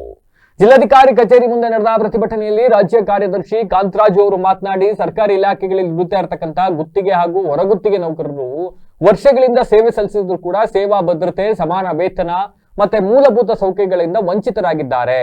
ಅನ್ಯಾಯಕರ ಕಾಯಂ ಹುದ್ದೆಗಳ ರದ್ದತಿ ಹಾಗೂ ನೇಮಕಾತಿ ಸ್ಥಗಿತದಿಂದಾಗಿ ಹೆಚ್ಚಿನ ಕೆಲಸವನ್ನ ಕಾಯಮೇತರ ನೌಕರರ ಮೇಲೆ ಹೇರಲಾಗ್ತಾ ಇದೆ. ಆದ್ರೆ ಅವರಿಗೆ ಕನಿಷ್ಠ ವೇತನ, ESI, PF ಸೇರಿದಂತೆ ಕಾನೂನುಬದ್ಧ ಸೌಲಭ್ಯಗಳು ಯಾವುದೂ ಕೂಡ ಸಮರ್ಪಕವಾಗಿ ದೊರಕ್ತಾ ಇಲ್ಲ.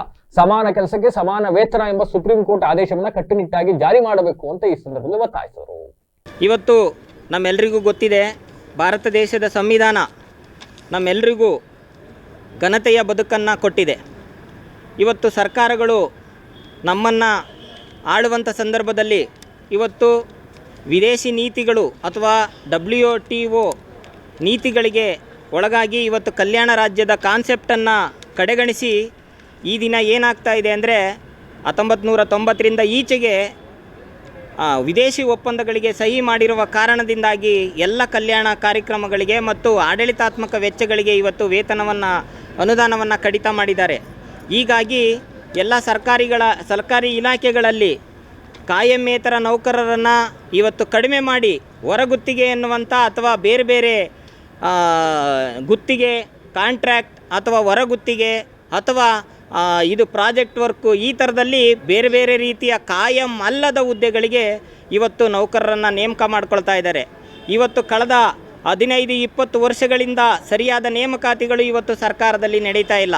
ಇವತ್ತು ಯುವ ಜನತೆ ಇವತ್ತು ಯಾವುದೋ ಒಂದು ಸಣ್ಣ ಕೆಲಸ ಸಿಕ್ಕಿದ್ರು ಸಾಕು ಅನ್ನುವ ಮಟ್ಟಕ್ಕೆ ಇವತ್ತು ಬೀದಿಗೆ ಬಂದಿದ್ದಾರೆ. ಅವರು ಗ್ಯಾರಂಟಿ ಇಲ್ಲದೆ ಇರತಕ್ಕಂಥ ಸರ್ಕಾರದ ವಿವಿಧ ಇಲಾಖೆಗಳ ಕಾಯಮೇತರ ಹುದ್ದೆಗಳಲ್ಲಿ ಇವತ್ತು ಹೊರಗುತ್ತಿಗೆ, ಗುತ್ತಿಗೆ ಅಥವಾ ಒಂದು ಫಿಕ್ಸ್ಡ್ ಟರ್ಮ್ ಎಂಪ್ಲಾಯ್ಮೆಂಟ್ಗಳಲ್ಲಿ ಇವತ್ತು ಕಾರ್ಯನಿರ್ವಹಿಸ್ತಾ ಇದ್ದಾರೆ. ಹಾಗಾಗಿ ಇದರಿಂದ ಏನಾಗ್ತಾ ಇದೆ ಅಂದರೆ ಪ್ರತಿನಿತ್ಯ ಹೊರಗುತ್ತಿಗೆ ನೌಕರರಿಗೆ, ಕಾಯಂ ಅಲ್ಲದ ನೌಕರರಿಗೆ ಇವತ್ತು ಶೋಷಣೆ ನಡೀತಾ ಇದೆ.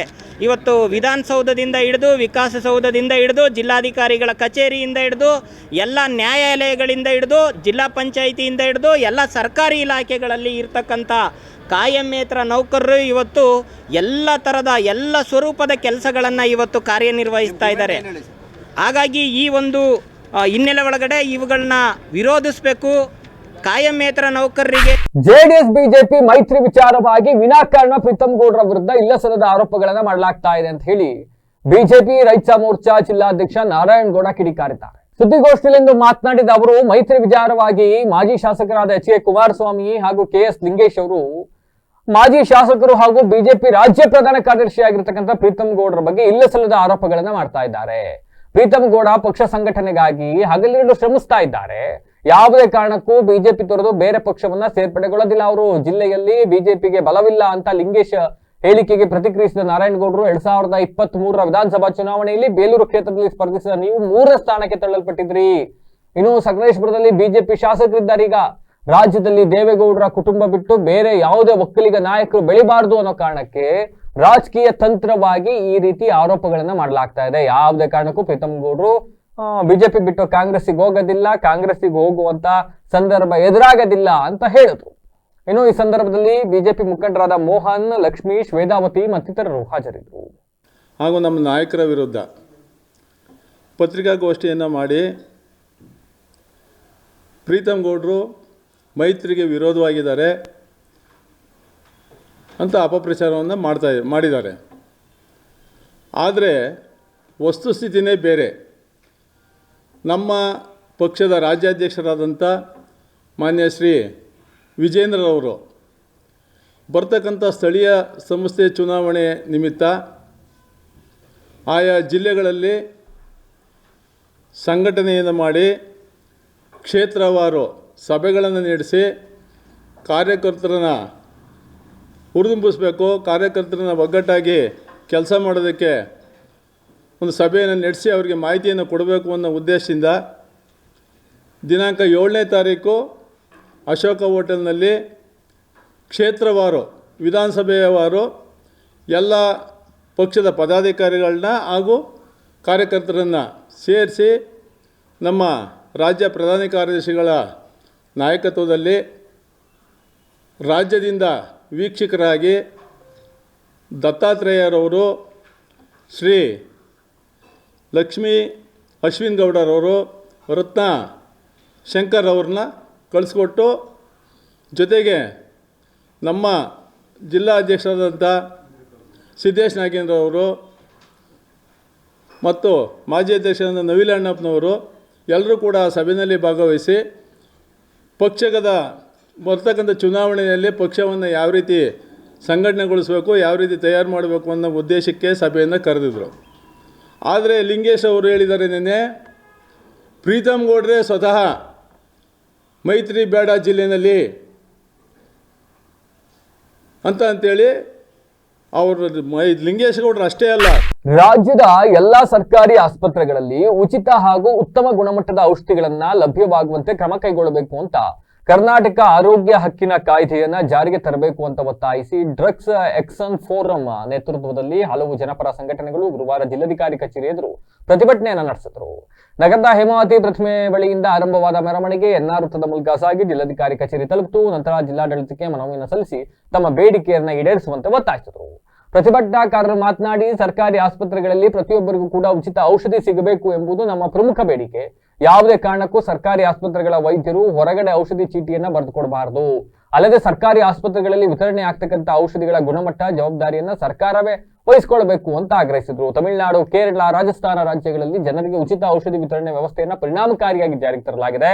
ಅದೇ ಮಾದರಿಯಲ್ಲಿ ಕರ್ನಾಟಕದಲ್ಲೂ ಕೂಡ ಜಾರಿ ಆಗಬೇಕು ಅಂತ ಒತ್ತಾಯಿಸಿದರು. ಪ್ರತಿಭಟನೆಯಲ್ಲಿ ಕೆಆರ್ಎಸ್ ಪಕ್ಷದ ಜಿಲ್ಲಾಧ್ಯಕ್ಷ ರಮೇಶ್ ಆರ್, ಮರಿ ಜೋಸೆಫ್, ಕೃತಿಕಾ, ಮಾರ್ಥಮ್ಮ, ಮಂಜುನಾಥ್ ಸೇರಿದಂತೆ ಇನ್ನಿತರರು ಹಾಜರಿದ್ದರು.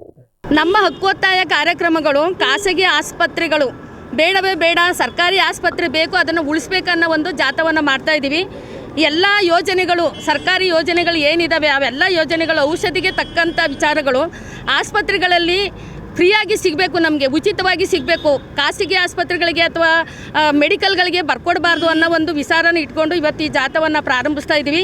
ನಮ್ಮ ಎಲ್ಲ ಹಕ್ಕುಗಳು ಏನು ಅಂತ ಹೇಳಿದ್ರೆ, ಎಲ್ಲ ಸರ್ಕಾರಿ ಆಸ್ಪತ್ರೆಗಳಲ್ಲಿ ಪ್ರತಿಯೊಬ್ಬರಿಗೂ ಗುಣಮಟ್ಟದ ಔಷಧಿ ಉಚಿತವಾಗಿ ಲಭ್ಯವಾಗಬೇಕು. ಸರ್ಕಾರಿ ಆಸ್ಪತ್ರೆಯ ವೈದ್ಯರು ಯಾವುದೇ ಕಾರಣಕ್ಕೂ ಔಷಧಿಯನ್ನು ಹೊರಗಡೆ ಖರೀದಿಸಲು ಚೀಟಿಯನ್ನು ಬರೆದುಕೊಡಬಾರ್ದು. ಕರ್ನಾಟಕದಲ್ಲಿ ಆರೋಗ್ಯದ ಹಕ್ಕಿನ ಕಾಯ್ದೆಯನ್ನು ಜಾರಿಗೆ ತರಬೇಕು. ನಮ್ಮ ಆರೋಗ್ಯ ರಕ್ಷಣೆಯನ್ನು ಮೂಲಭೂತ ಹಕ್ಕನ್ನಾಗಿ ಮಾಡಲು ಕಾನೂನು ಬೇಕು.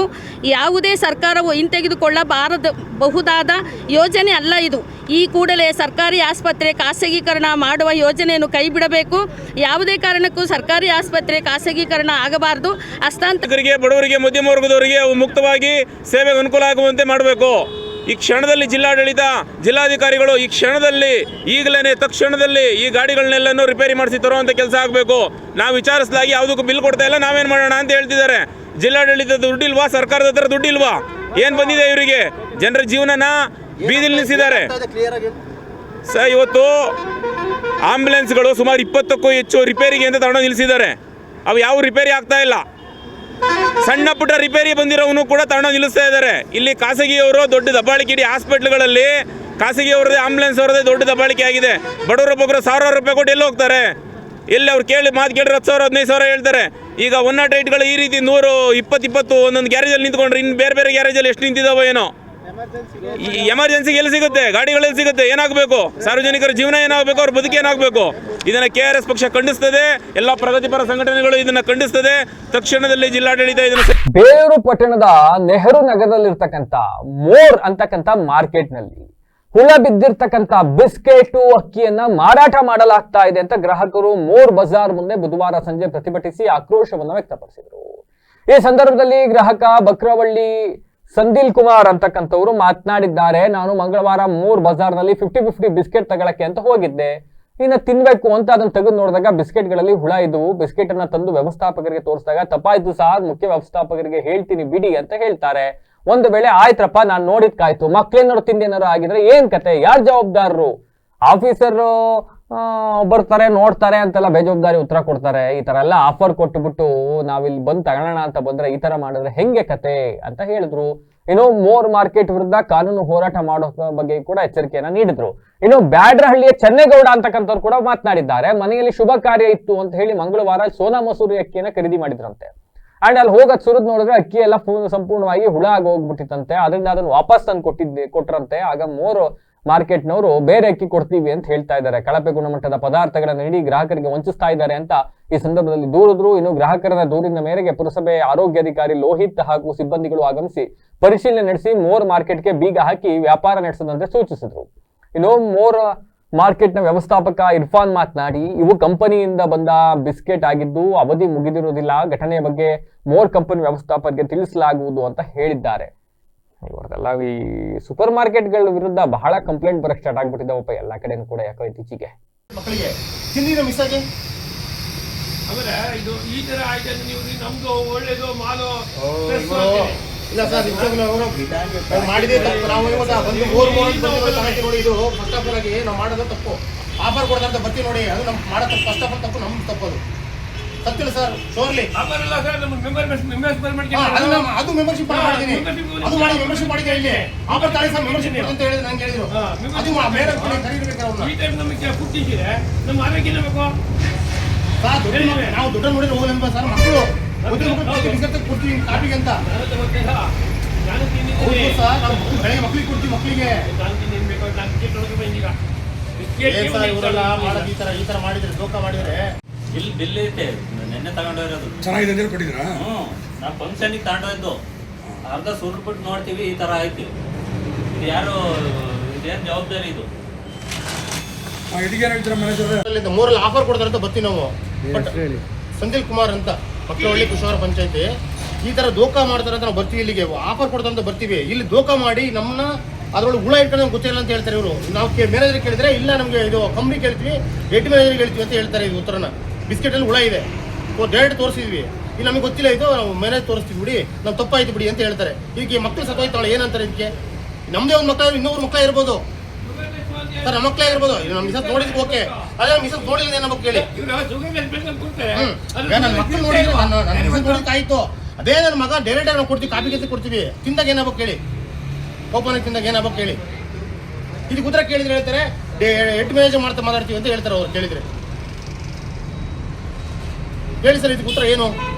ಕೇಂದ್ರ ಸರ್ಕಾರದ 4 ಕಾರ್ಮಿಕ ಸಂಹಿತೆಗಳನ್ನ ಜಾರಿಗೊಳಿಸುವುದನ್ನ ಕೂಡಲೇ ವಾಪಸ್ ಪಡೆಯಬೇಕು ಅಂತ ತಾಲೂಕು ವಿವಿಧ ಜನಪರ ಒಕ್ಕೂಟದ ಸಂಘಟನೆಗಳು ಪ್ರತಿಭಟನೆಯನ್ನು ನಡೆಸಿದ್ರು. ಬೇಲೂರು ನಗರದ ಬಸವೇಶ್ವರ ವೃತ್ತದ ಬಳಿ ಪ್ರತಿಭಟನೆಯ ನೇತೃತ್ವವನ್ನು ವಹಿಸಿದ ಅಂಗನವಾಡಿ ತಾಲೂಕು ಅಧ್ಯಕ್ಷೆ ಕಾಮಾಕ್ಷಿ ಮಾತನಾಡಿ, ಕೇಂದ್ರ ಸರ್ಕಾರ ಜಾರಿಗೆ ತರುತ್ತಿರತಕ್ಕಂಥ ಕಾರ್ಮಿಕ, ವಿದ್ಯುತ್, ಬೀಜ ಮಸೂದೆ, ಭೂ ಸ್ವಾಧೀನ ಕಾಯ್ದೆಗಳನ್ನ ತಕ್ಷಣ ರದ್ದುಗೊಳಿಸಬೇಕು. ವ್ಯಾಪಾರ ಒಪ್ಪಂದವನ್ನು ನಾವು ವಿರೋಧಿಸ್ತೀವಿ. ಕರ್ನಾಟಕ ಸರ್ಕಾರ ಕಾರ್ಮಿಕ ಸಂಹಿತೆಗಳ ಸೇವಾ ನಿಯಮಾವಳಿಯನ್ನ ರಚಿಸಬಾರದು.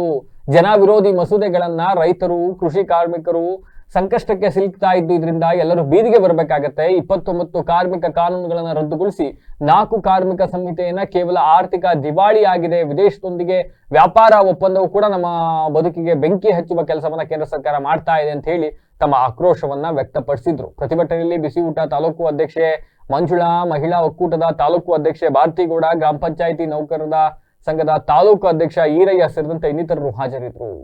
ದೇಶಾದ್ಯಂತ ಎಲ್ಲ ಕಾರ್ಮಿಕ ಸಂಘಟನೆಗಳು ಸೇರಿ ಇವತ್ತು ದೇಶಾದ್ಯಂತ ಹೋರಾಟವನ್ನು ಮಾಡ್ತಿದ್ದೇವೆ. ಕಾರಣ ಇಷ್ಟೇ, 29 ಕಾನೂನುಗಳನ್ನು ತಿದ್ದುಪಡಿ ಮಾಡಿ 4 ಸಂಹಿತೆಗಳನ್ನಾಗಿ ಕೇಂದ್ರ ಸರ್ಕಾರ ಜಾರಿಯನ್ನು ತಂದಿದೆ. ಈಗಾಗಲೇ ಎಲ್ಲರಿಗೂ ಗೊತ್ತಿರುವಂಥದ್ದು, ಹಿಂದೆ ಹೋರಾಟದ ಮುಖಾಂತರ ಸಂಹಿತೆಗಳನ್ನು ತಡೆ ಹಿಡಿದಿದ್ರು. ಈಗ ಏಕಾಮುಖವಾಗಿ ಅವರು ಸಂಹಿತೆಗಳನ್ನು ತಿದ್ದುಪಡಿ ಮಾಡಿ ಕಾನೂನುಗಳನ್ನು ತಿದ್ದುಪಡಿ ಮಾಡಿ ಸಂಹಿತೆಗಳನ್ನು ಆಗಿ ಆದೇಶನ ಹೊರಡಿಸಿದೆ. ಅದೇ ಆದೇಶದ ಮೇರೆಗೆ ರಾಜ್ಯ ಸರ್ಕಾರನೂ ಕೂಡ ಸಹಿ ಹಾಕಲು ಕೂಡ ಹೊರಟಿದೆ. ಇವತ್ತು ಕೇಂದ್ರ ಮತ್ತು ರಾಜ್ಯ ಸರ್ಕಾರಕ್ಕೆ ಈ ಒಂದು ಹೋರಾಟದ ಮುಖಾಂತರ ಅವರಿಗೆ ಎಚ್ಚರಿಕೆಯನ್ನು ಕೊಡ್ತಾ ಇದ್ದೇವೆ. ಯಾವುದೇ ಕಾರಣಕ್ಕೂ ಆ ಸಂಹಿತೆಗಳನ್ನು ಜಾರಿ ಮಾಡಬಾರ್ದು, ವಾಪಸ್ ಮಾಡಬೇಕು ಅಂತ ಇವತ್ತು ಎಲ್ಲ ಸಂಘಟನೆಗಳು ಕೂಡ ಸೇರಿ ಇವತ್ತು ಅವರಿಗೆ ಒಂದು ಸರ್ಕಾರಕ್ಕೆ ಮುನ್ನೆಚ್ಚರಿಕೆಯನ್ನು ಕೊಟ್ಟಿದ್ದೀವಿ. ವಾಪಸ್ ಆಗಲಿಲ್ಲ ಅಂದರೆ ಮುಂದೆ ಉಗ್ರವಾದ ಮನವಿಯನ್ನು. ಈ ದಿನ 29 ಕಾಯ್ದೆಗಳಲ್ಲಿ 4 ಕಾಯ್ದೆಗಳನ್ನು ಜಾರಿ ತಂದಿದೆ. ಈ ಕಾರ್ಮಿಕ ಕಾಯ್ದೆಗಳನ್ನು ಜಾರಿ ತಂದಿರೋದ್ರಿಂದ ಯಾವ ಕಚೇರಿಲಿ ಇನ್ನು ಮುಂದೆ ಯಾವ ಥರ ಕೆಲಸ ಮಾಡಬೇಕು ಅನ್ನೋದು ನಮಗೆ ಗೊತ್ತಾಗ್ತಾ ಇಲ್ಲ. ಸರ್ಕಾರವು ಈ 4 ಕಾಯ್ದೆಗಳನ್ನು ವಾಪಸ್ ತೆಗೆದುಕೊಳ್ಬೇಕು, ರದ್ದು ಮಾಡಬೇಕು ಅಂತವ ಈಗಿನ ಎಲ್ಲ ಜಿಲ್ಲೆ ಕೇಂದ್ರಗಳಲ್ಲಿ, ತಾಲೂಕುಗಳಲ್ಲಿ ಇದು ಮುಷ್ಕರವನ್ನು ಹೋರಾಟ ಮಾಡ್ತಾ ಇದ್ದೀವಿ.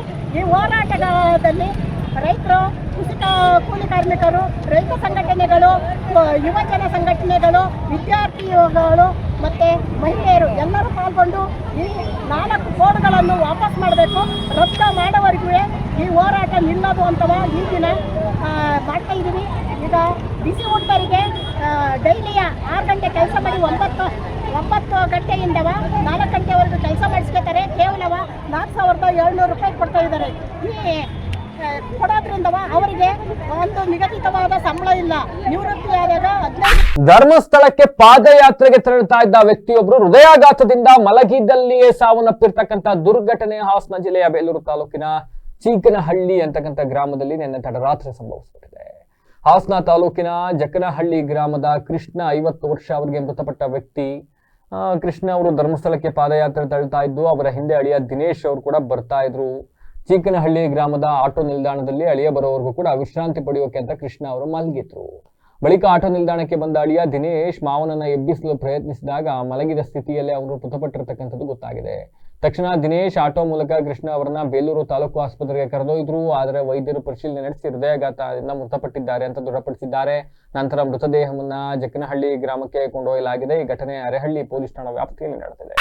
ಹಾಸನ ನಗರದ ಕೈಗಾರಿಕಾ ಪ್ರದೇಶದಲ್ಲಿರ್ತಕ್ಕಂಥ ಯುನೈಟೆಡ್ ವೈನರಿ ಕಾರ್ಖಾನೆಯಿಂದ ಕೊಳಚೆ ನೀರು ನಾಗತವಳ್ಳಿ ಗ್ರಾಮದ ಅತ್ತಿಕಟ್ಟೆ ಕೆರೆಗೆ ಹರಿದ ಪರಿಣಾಮ ಕೆರೆಯ ಮೀನುಗಳು ಸಾವನ್ನಪ್ಪಿದ್ದು ಹುಲ್ಲುಗಾವಲು ಸಂಪೂರ್ಣವಾಗಿ ಭಸ್ಮವಾಗಿ ದುರ್ವಾಸನೆ ಬೀರ್ತಾ ಇರತಕ್ಕಂಥದ್ದನ್ನ ಖಂಡಿಸಿ ಗ್ರಾಮಸ್ಥರು ಕಾರ್ಖಾನೆ ಎದುರು ಪ್ರತಿಭಟನೆಯನ್ನು ನಡೆಸಿದ್ದಾರೆ.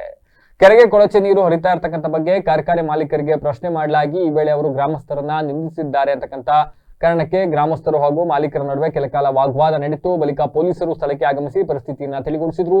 ಈ ವೇಳೆ ಗ್ರಾಮದ ಮುಖಂಡ ಹಾಗೂ ಗ್ರಾಮ ಪಂಚಾಯತಿ ಸದಸ್ಯ ಸೋಮಣ್ಣ ಮಾತನಾಡಿ, ನಮ್ಮ ಗ್ರಾಮದ ಅತ್ತಿಕಟ್ಟೆ ಕೆರೆಯಿಂದ ನೂರಾರು ದನಕರುಗಳು ನೀರು ಕುಡಿಯೋಕೆ ಹಾಗೂ ಮೇವಿಗೆ ಅವಲಂಬಿತವಾಗಿದ್ದಾವೆ. ಇದನ್ನೇ ಆದರೆ ಇಂದಿಗೆ ಕೊಳಚೆ ನೀರಿನಿಂದ ಕೆರೆ ಸಂಪೂರ್ಣವಾಗಿ ಹಾಳಾಗಿದ್ದು ಇಲ್ಲಿನ ಮೀನುಗಳು ಸಾವನ್ನಪ್ಪಿ ಮೇವು ಸಂಪೂರ್ಣವಾಗಿ ಸುಟ್ಟು ಭಸ್ಮವಾಗಿದೆ ಅಂತ ಅಸಮಾಧಾನವನ್ನ ಹೊರಹಾಕಿದ್ರು. ಈ ವೇಳೆ ಗ್ರಾಮದ ರೇಣುಕಾ ಪುಟ್ಟರಾಜು ಅಂಡ್ ಸ್ವಾಮಿ, ರಾಜ, ಸರೋಜ, ಯಶೋಧ, ಯೋಗೇಶ್, ದಿನೇಶ್, ಚಂದನ್, ಪುಟ್ಟರಾಜು, ಕುಮಾರ್, ಕಿರಣ್ ಸೇರಿದಂತೆ ಇನ್ನಿತರರು ಗ್ರಾಮಸ್ಥರೆಲ್ಲ ಹಾಜರಿದ್ದರು. ಇಲ್ಲಿ ಕೆರೆ ಇದೆ, ಇದೊಂದು ಅತ್ತಿಕಟ್ಟೆ ಅಂತ. ಆ ಕೆರೆಗೆ ವೈನ್ ಫ್ಯಾಕ್ಟ್ರಿಯಿಂದ ನೀರು ಬಿಡ್ತಾ ಇದ್ದಾರೆ. ಸುಮಾರು ಒಂದು 2-3 ಅನ್ಸತ್ತವೆ. ಕೊಡ್ತೀನಿ ಅಂತದ್ದು ಏನು ಹೇಳಿದ್ರೆ ಅಂತ ನನಗೆ ಗೊತ್ತಿಲ್ಲ ಆ ವಿಚಾರ. ಇನ್ನೂವರೆಗೂ ಅವ್ರಿಗೆ ದನನೂ ಕೊಡಿಸಿಲ್ಲ. ಮತ್ತೀಗ ಫುಲ್ಲು ನೀರು ತುಂಬಿಕೊಂಡು ಸುಟ್ಟೈತೆ ಹುಲ್ಲು. ಈಗ ನೋಡಿದ್ರಿ, ತೋರಿಸಿದ್ದೀನಿ ನಿಮಗೆ. ನೋಡ್ಕೆ ಬಂದಿರಿ, ಒಂದು ಕಡೆಯಿಂದ ನೀರು ನಿಲ್ಲಿಸ್ಬೇಕು, ಇಲ್ಲ ಫ್ಯಾಕ್ಟ್ರಿ ನಿಲ್ಲಿಸ್ಬೇಕು. ಎರಡರೊಳಗೆ ಒಂದು ಮಾಡ್ಬೇಕಷ್ಟೇ. ಜನಕ್ಕೆಲ್ಲ ತೊಂದರೆ ಆಗ್ತೈತೆ. ಸ್ಮೆಲ್ಲು ಇಲ್ಲೆಲ್ಲ ಮಾತಾಡಕ್ಕೆ ಹೋದರೆ ಒಬ್ಬರು ಲೇಡಿ ಇದ್ದಾರೆ, ಓನರು, ಶಾಟೆ ಕಿತ್ಕೊತೀರಾ ಅಂತ ಹೇಳ್ತಾರೆ. ಇಲ್ಲಿ ಒಬ್ಬ ಮನುಷ್ಯಗೆ ಅದು ಬೆಲೆ ಅಲ್ವ, ಬಂದರಿಗೆ ಒಂದು ಶಾಟೆ ಕಿತ್ಕೊತೀವಿ, ಒಂದು ಮಾನವೀಯತೆ ಇಲ್ವ ಅವ್ರಿಗೆ ಹೇಳೋಕ್ಕೆ. ಇಷ್ಟು ಜನ ಇರ್ತೀವಿ, ನಮ್ಮ ತಂದೆ ತಾಯಿ ಸಂಬಂಧ ಇದ್ದಾರೆ. ಆ ಥರದಲ್ಲಿ ಹೇಳೋಕೆ ಒಂದು ಮಾತಿಲ್ಲ. ಅವ್ರಿಗೆ ಏನು ಒಂದು ಫ್ಯಾಕ್ಟ್ರಿ ಕೋಟಿ ರೂಪಾಯಿ ಬಂಡವಾಳ ಹಾಕಿರ್ತಾರೆ, ಮಾತಾಡೋಕೆ ಒಂದು ಬೆಲೆನೇ ಇಲ್ಲ ಅವ್ರಿಗೆ. FIR ಮಾಡ್ತೀನಿ ಅಂತ ಕರೆಸಿ ಪೊಲೀಸರ ಪ್ರಕಟ ಎದ್ದೋಗೋದಿಲ್ಲ. ಫ್ಯಾಕ್ಟ್ರಿ ಮುಂದೆ ಕೂತ್ಕೊಂಡು ಬಿಗಾಕಿ ನೋಡೋಣ, ಫ್ಯಾಕ್ಟ್ರಿ ಮುಂದೆ ಕೂತ್ಕೊಳ್ಳೋಣ, ಬರಲಿ ಅವರು ಪೊಲೀಸರು ಬಂದಾಗ ಎದ್ದೋಗೋಣ. ಅಲ್ಲಿ ತಂದು ಹೇಳಿದ್ದು, ಅವ್ರ ಗಮನಕ್ಕೆ ತಂದು ಒಂದು 2-3 ತಿಂಗಳಲ್ಲಿ ಒಂದು ಹಸು ಒಂದು ಕರು ಸತ್ತೋಯ್ತಂತೆ. ಅವಾಗ ಹಸು ಕರ ಸತ್ತದ ಕೊಡ್ತೀನಿ ಅಂತ ಹೇಳಿ ಅವಾಗ ಏನೋ ತೀರ್ಮಾನ ಮಾಡ್ಕೊಂಡು ಹಸು 4 ತಿಂಗಳ ಹಿಂದೆ ಕೊಡ್ತೀನಿ ಅಂತ ಹೇಳಿ ನಮ್ಮ ಮನೆ ಬಾಕಿ ಬಂದು 2 ಗಂಟೆ ಹೊತ್ತವರೆಗೂ ಕುತ್ಕೊಂಡ್ರು. ನಾವು ಅರ್ಥ ಕೆಲಸ ಮಾಡ್ತಾ ಇದೀವಿ ಅಂತ ಹೇಳ್ಬಿಟ್ಟು ಮರ್ಯಾದೆ ಕೊಟ್ಟು ಕೂಡಿಸಿ ಮಾತಾಡ್ಸಿ ಕಳ್ಸಿದೀವಿ. ಅವ್ರು ಆಯ್ತಮ್ಮ ಸತ್ತ ಕೊಡ್ತೀವಿ ಅನ್ನೋದಕ್ಕೆ ನಮ್ಮೂರವ್ರು ಎಲ್ಲ 100 ಜನ ಹೊರಟಿದ್ರು. ನಾನು ಬೇಡ, ನಮ್ಮೂರವ್ರು ಪಾಪ ಏನೋ ಹೋಗ್ಲಿ ಬಂದು ಕೇಳ್ಕೊಂಡಾರಲ್ಲ ಅಂತ ನಾವು ಹೇಳಿ ಕಳ್ಸಿದ್ಕೆ ಇವತ್ತು FIR ಮಾಡೋಣ ಅವ್ಳನ್ನ ಮತ್ತೆ ಒಳಕಾಕ್ಸಿ ಅಂತ ಅಮ್ಮ ಕೇಳ್ತಾ ಇದ್ದಲ್ಲ. ಇದೇ ಮರ್ಯಾದೆ ಕೊಡೋದವ್ರು, ಇದೇ ಕೊಡೋದು ಹೇಳಿ ಹಂಗೆ. ಮತ್ತೆ ಹೆಂಗೆ ಮಾತಾಡ್ತಾರೋ ಅಲ್ಲೇ ಒಳಗೆ ನಿಂತ್ಕೊಂಡು ಅವ್ರಿಗೆ ಬೆಲೆ ಇಲ್ವ ಹಂಗಾರೆ? ಕಳ್ಸಿ ಮಾತಾಡ್ಸಿ ಹಂಗಾರೆ ಆಚಿಗೆ ಅಮ್ಮನ. ನಾವು ಬೆಲೆ ಕೊಡೋದಕ್ಕೆ ಈ ನಮಗೆ FIR ಮಾಡಿಸ್ತಾಳಂತೆ. ಬೆಲೆ ಕೊಟ್ಟು ಮಾತಾಡೋದು ಕಲ್ತ್ಕೋಬೇಕು ಮೊದಲು. ನಮ್ಮೂರವ್ರು ಅಧ್ಯಕ್ಷರೆಲ್ಲ ಬಂದರೆ ಶಡ ಕಿತ್ಕತಿ ಅಂತ ಕೇಳ್ತಾರೆ. ಹಂಗೆಲ್ಲ ಮಾತಾಡೋ ವಯಸ್ಸಾಗಿಲ್ವ ಹಂಗಾರೆ? ಇವ್ರಿಗೆ ವಯಸ್ಸಾಯ್ತು, ಹೆಂಗೆ ಮಾತಾಡ್ಬೇಕು ಅಂತ ಗೊತ್ತಾಗಲ್ವ ಹಂಗಾರೆ? ಹಂಗೆಲ್ಲ ಮಾತಾಡೋ ಚಂದ ಅವ್ರಿಗೆ. ನಮ್ಮ ಅತ್ತೆ ನಮ್ಮದೇ ತಪ್ಪಾಯ್ತಂತೆ. 3 ಹಸು ಸರ್ ಸತ್ತೋಗಿರೋದು ನಮ್ಮವೆಲ್ಲ 4 2 ಕರು 2 ದೊಡ್ಡವು ಹಾಲು ಕೊಡೋ ಹಸು. ನಾವು ಅವರೆಲ್ಲ ಜೀವನ ಮಾಡ್ತಾ ಇರೋದು. ಈಗ ಸತ್ತೋಗಿ ಹೊಲ ಹೆಂಗೆ ಮಾಡೋದು? ಈಗ ತಕ್ಕೊಟ್ಟಾರ, ನಾವು ಕೇಳಿಲ್ಲ ಇಲ್ಲಿವರೆಗೂ. ನಾವು ತಕ್ಕೊಡಿ ಅಂತಲ್ಲ ನಾವು ಕೇಳಿಲ್ಲ. 3 ಬೋರ್ ಕೊಡ್ಸಿರೋದು ಫ್ಯಾಕ್ಟ್ರಿ, 4 ಬೋರು, ಒಂದ್ರಲ್ಲೂ ನೀರು ಚೆನ್ನಾಗಿ ಬರ್ತಾ ಇಲ್ಲ. ನಾನು ಕರ್ಕೊಂಡಾಗೆಲ್ಲ ಎಲ್ಲ ಈಗ ಮತ್ತೊಮ್ಮೆ ಹೆಡ್ಲೈನ್ಸ್. ಮಲೆನಾಡು ಕಾಲೇಜು ಆಡಳಿತ ಮಂಡಳಿ ವಿವಾದ, ಅಶೋಕ್ ಕಾರ್ನಳ್ಳಿ ಬಣಕ್ಕೆ ಭಾರಿ ಹಿನ್ನಡೆ, ಅವಿಶ್ವಾಸ ಸಾಬೀತುಪಡಿಸುವಲ್ಲಿ ವಿಫಲ. ಸಂವಿಧಾನ ಜಾರಿಯಾಗಿ 75 ವರ್ಷ ಕಳೆದರೂ ಅಸ್ಪೃಶ್ಯತೆ ಆಚರಣೆ, ಮೋಕಲಿ ಗ್ರಾಮದಲ್ಲಿ ಅಸ್ಪೃಶ್ಯತೆ ಗೋಡೆ ಪತನ, ತಹಸೀಲ್ದಾರ್ ನೇತೃತ್ವದಲ್ಲಿ ದಲಿತರಿಂದ ದೇವಸ್ಥಾನ ಪ್ರವೇಶ. ರೈತ ಕಾರ್ಮಿಕ ಸಂಹಿತೆ ರದ್ದಾಗಲಿ, ಕಾರ್ಮಿಕ ಜನಪರ ಸಂಘಟನೆಗಳಿಂದ ಪ್ರತಿಭಟನೆ, ಅಂಚೆ ಕಚೇರಿಗೆ ಮುತ್ತಿಗೆ ಹಾಕಿ ಆಕ್ರೋಶ. ಮೂಲಭೂತ ಸೌಕರ್ಯಗಳ ಕೊರತೆ, ಸಮಾನ ಕೆಲಸಕ್ಕೆ ಸಮಾನ ವೇತನ ನೀಡುವಂತೆ ಹೊರಗುತ್ತಿಗೆ ನೌಕರರ ಆಕ್ರೋಶ, ಜಿಲ್ಲಾಧಿಕಾರಿ ಕಚೇರಿ ಎದುರು ಪ್ರತಿಭಟನೆ. ಮೈತ್ರಿ ಅಭ್ಯರ್ಥಿಯಾಗಿ ಪ್ರೀತಂ ಗೌಡ ಸ್ಪರ್ಧೆ ಶತಸಿದ್ಧ, ಬೇರೆ ಪಕ್ಷ ಸೇರ್ಪಡೆ ವಿಚಾರ ಶುದ್ಧ ಸುಳ್ಳು, ಪ್ರೀತಂ ಗೌಡ ಪರ ನಾರಾಯಣಗೌಡ ಬ್ಯಾಟಿಂಗ್. ಸರ್ಕಾರಿ ಆಸ್ಪತ್ರೆಗಳಲ್ಲಿ ಉಚಿತ ಔಷಧಿಗಳ ನೀಡುವಂತೆ ಪಟ್ಟು, ಆರೋಗ್ಯ ಹಕ್ಕಿನ ಕಾಯ್ದೆ ಜಾರಿಗೆ ಆಗ್ರಹ, ಜನಪರ ಸಂಘಟನೆಗಳಿಂದ ಪ್ರತಿಭಟನೆ. ಬೇಲೂರಿನ ಮೋರ್ ಮಾರ್ಕೆಟ್ನಲ್ಲಿ ಹುಳು ತುಂಬಿದ ಬಿಸ್ಕೆಟ್ ಅಕ್ಕಿ ಮಾರಾಟ, ಗ್ರಾಹಕರ ಆಕ್ರೋಶ, ಮಾರ್ಕೆಟ್ಗೆ ಸೀಲ್ ಡೌನ್. ಕೇಂದ್ರದ ಕಾರ್ಮಿಕ ಸಂಹಿತೆಗಳ ವಿರುದ್ಧ ಬೇಲೂರಿನಲ್ಲಿ ಬೃಹತ್ ಪ್ರತಿಭಟನೆ, ಜನ ವಿರೋಧಿ ಕಾಯ್ದೆಗಳನ್ನ ಹಿಂಪಡೆಯಲು ಆಗ್ರಹ, ಬಸವೇಶ್ವರ ವೃತ್ತದಲ್ಲಿ ಜನಪರ ಒಕ್ಕೂಟಗಳ ಆಕ್ರೋಶ. ಧರ್ಮಸ್ಥಳ ಪಾದಯಾತ್ರೆ ಹೊರಟಿದ್ದ ವ್ಯಕ್ತಿಗೆ ಹೃದಯಾಘಾತ, ಮಲಗಿದ್ದಲ್ಲೇ ಸಾವು, ಬೇಲೂರು ತಾಲೂಕಿನ ಚಿಕ್ಕನಹಳ್ಳಿ ಗ್ರಾಮದಲ್ಲಿ ಘಟನೆ. ಕಾರ್ಖಾನೆಯಿಂದ ಕೊಳಚೆ ನೀರು ಹರಿದು ಕೆರೆ ಹಾನಿ, ಹಸು ಸಾವು, ಘಟನೆ ಖಂಡಿಸಿ ನಾಗತಬಳ್ಳಿ ಗ್ರಾಮಸ್ಥರಿಂದ ಆಕ್ರೋಶ, ಪ್ರತಿಭಟನೆ. ಇದಾಗಿತ್ತು ವಿಶೇಷ. ನಿರಂತರ ಸುದ್ದಿಗಾಗಿ ನೋಡ್ತಾ ಇರಿ BBC ಟಿವಿ, ಸತ್ಯದ ಕಡೆ. ನಮಸ್ತೆ.